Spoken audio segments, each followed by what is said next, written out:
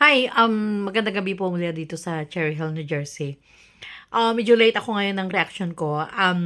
Gusto ko kasing gagawin natin ngayon is may mga part na gusto akong himayin dito sa part 7 ng kwento ni Krishna.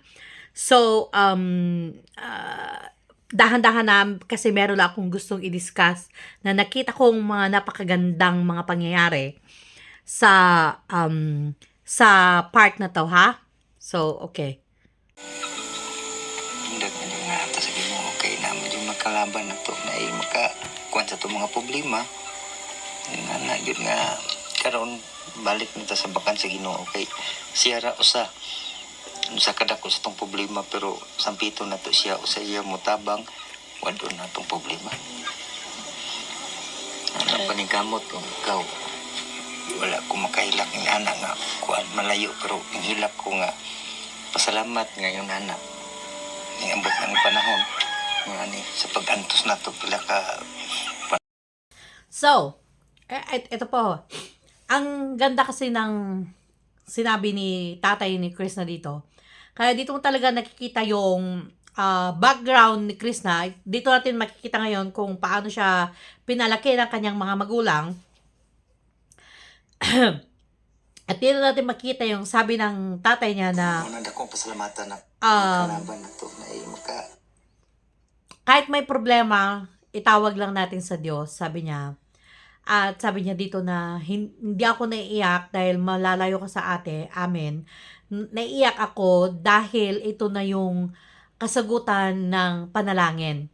So, at nakita natin din dito, bago ito sinabi ng tatay, na pati rin si Krishna, na lagi niyang sinasabi na laban lang, magdasal lang. So, napalaki si Krishna at ang kanyang mga kapatid na tungkol sa dasal, sa pagdarasal. At this is a very good foundation. Isa itong magandang pundasyon ng pagpapalaki sa mga anak, ang turuan na manalangin ang mga anak. At iyon ang sa interview na to, part na to, at ito ang nakita ko na kahit may mga problema, tumawag lang sa Diyos. At gusto ko lang sabihin naman sa mga nanonood sa aking reaction video na to na um, ang ang buhay, ang lahat ng tao is meron pong kinakaharap yan na problema. Iba-iba ang problema ng tao, kahit yung mga pinakamayaman, napakaraming mga pera, legit ang pinag-uusapan natin dito, ha, hindi mga contractors. Hindi mga contractors ng Pilipinas na mga corrupt. But I'm talking about yung kahit yung mga legit na mayayaman talaga is marami din silang problema. Iba-iba nga lang ang problema ng mga tao, pero lahat ay may problema.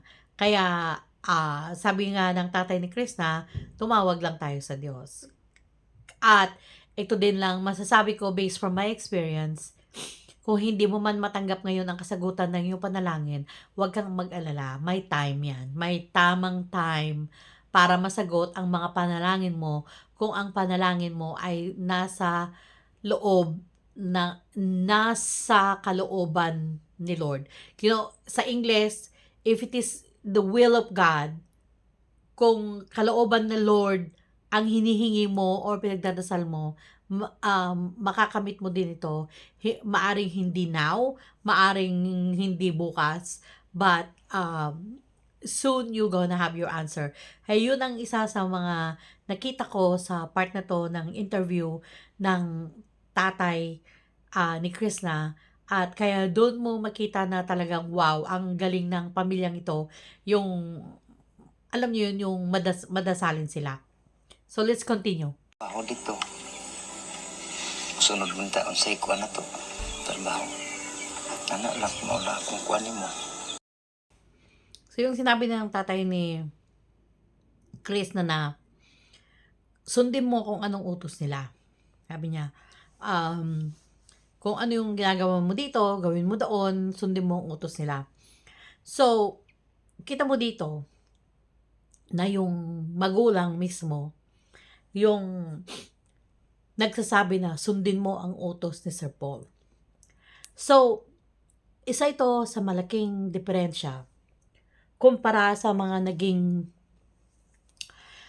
mga napanood natin na magulang ng ibang mga naging scholars o mga natulungan ni Sir Paul. Ito, yung magulang mismo yung nagsasabi, sundin mo. Sundin mo si Sir Paul. Kaya nandoon yung cooperation ng mga magulang ni Krishna kay Sir Paul para mapabuti ang kalagayan ng kanilang anak. Hindi yung iba kasi pinagtatakpan kasama. Ganito yan. Pag ang anak mo ay nakitang sinungaling ka, lalaki din silang sinungaling. So ngayon, kapag pinagtatakpan mo yung anak mo sa mga kasalanan niyang ginawa, ang mangyayari, lalong lalaki yung anak mo na iisipin na tama pala ang magsinungaling. Tama pala ang manloko ng kapwa. Kasi, nakikita ng mga anak mo na gano'n ang ginagawa mo. Kaya dito, it's really, napakagaling talaga ng pamilyang ito na kahit pa sa kahirapan ng buhay, kahit pa sa wala silang pinag-aralan, pero yung pinalaki nila ang kanilang mga anak na dapat marunong tumawag sa Diyos. Kung may problema, andyan ang Diyos, itawag sa Diyos. At yung nandun yung pakikiisa niya para sa kabutihan ng kanyang anak na hindi yung kaya ng iba, sinabi niya, sundin mo si Sir Paul. That's a very big deal. Very, very big deal ito sa isang kagaya ni Krishna na sinabihan siya ng tatay niya, work with Sir Paul. Sundin mo siya. Sundin mo kung anong utos nila. Yung nakikita, alam ng mga magulang ni Krishna na mapapabuti ang kanilang mga anak, ang kanyang anak. Kaya sinabi to. At remember, hindi pa nila alam na mai-sponsoran yung dalawa pa niyang anak ha. Kaya talagang believe talaga ako sa pagpapalaki nila. Napakabuti ng tatay at nanay talaga ni Krishna. Ituloy po natin. Salamatan na. Usagi pasalamat ko naman at sa Ginoo labi na kanimo Sir Paul nga bisan tinuod nga wala jud ko naglahom sa kinabuhi nga bisan siya ngani nga makita ninyo ni siya nga anak abi mo sakit jud kay di ko ka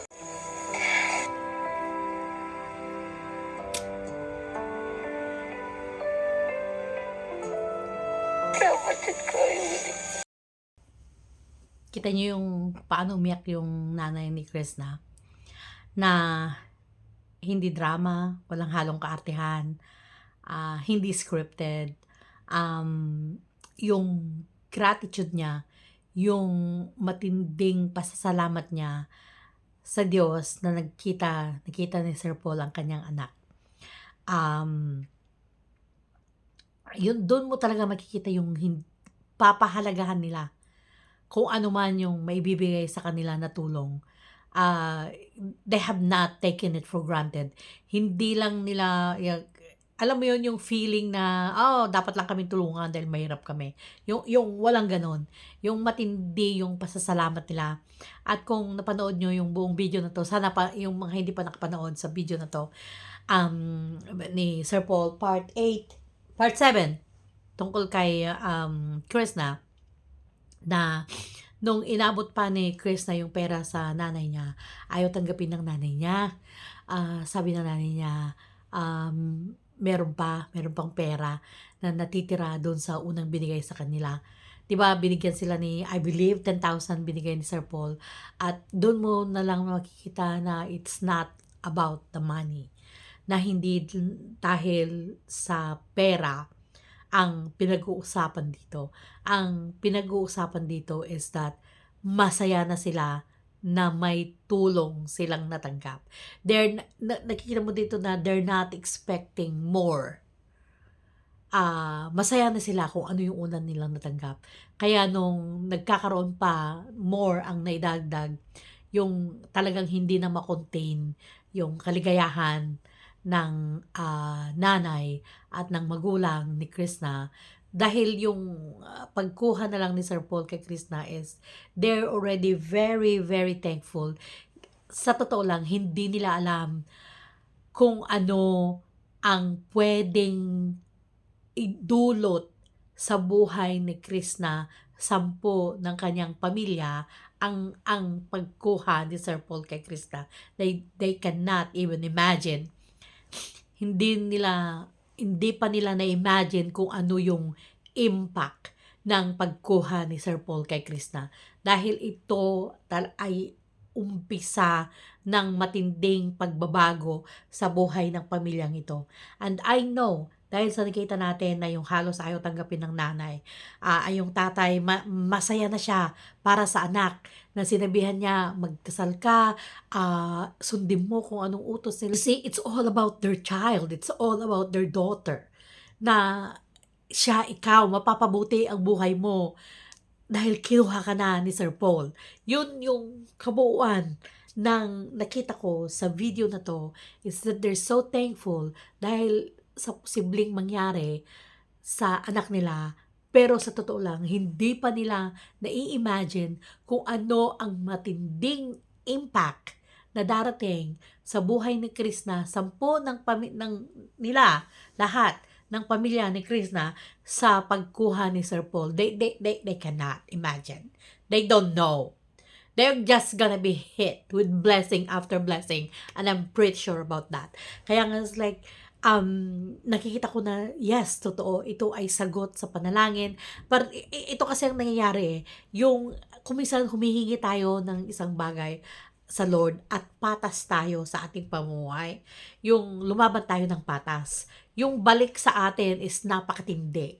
Yung hindi mo inaasahan, akala mo ito lang. Pero hindi mo alam na mag-uumapaw pala yung matatanggap mong blessing. At ito ang hindi pa alam ng magulang o ni Krista mismo, hindi pa nila alam kung ano ang magiging matinding impact ng pagkuha sa kanya ni Sir Paul. Kaya yung mga nauna kong reaction na sinabi, Krista, isipin mo ang araw na to kung ano ka, dahil sa ilang panahon, aangat ang buhay mo, pero huwag mong kalilimutan kung saan ka nanggaling.